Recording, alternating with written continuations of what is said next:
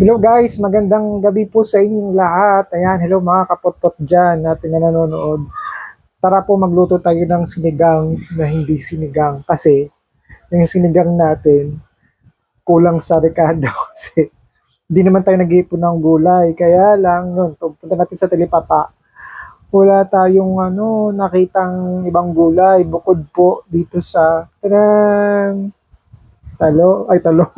kangkong at talong, walang okra, walang sitaw, walang labanos. And Sunday kasi at nag-uubos lang kasi ng mga paninda yung mga sa talipapa. Ayan po, luto tayo din. Ang ating pong ay meron tayong hipon. Yung tirang hipon po ni Les. Ayan, ito natin. Hatiin lang natin sa bawan. Buksan na natin yung ating talagang isa-isa. Tapos lagyan na natin yung ating mga sibuyas. Sibuyas. Ayan po. Tapos lagyan natin yung kamatis. Ayan.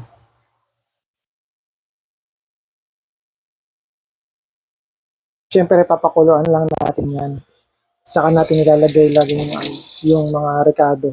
Siyempre kasama na yung pampaasim. Tsaka mabuti mayroon pa tayong isang siling na tira. Tsaka sabaw-sabaw muna tayo, no? Pero yung hipon, hahatiin ko yung iba. Aking tawag dun yung parang buttered. Simpleng buttered lang. Sige po.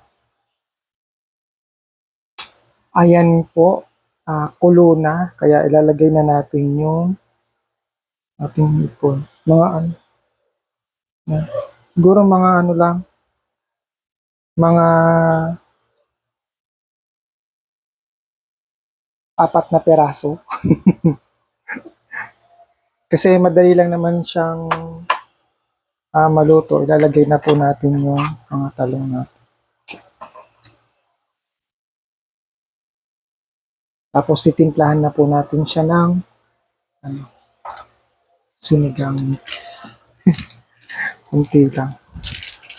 Kasi ayaw din ng mga maasim. Yan, madali lang naman po yung talong maluto kaya ilalagay na rin natin yung na natimplahan na rin natin ng asin tsaka yung pang-asim. Yan. Lagay na po natin yung ating kangkong. Nag-isip pa. Yan.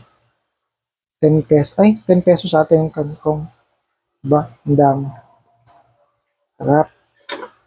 Kangkong na lang kakainin mamaya. Yan. Tapos papakuluan na rin natin. Papakuluan na lang natin ng konti kasi ayaw natin yung malata naman yung ating mga gulay. Tapos lagyan na natin yung sili. Ayan na po. O, diba? Pakulo lang natin ng konti. Tapos, all done na. Thank you for watching po. Magluluto pa pala ako ng isa. Siyempre, pang content. Thank you very much for watching, mga kapatpot. Bye!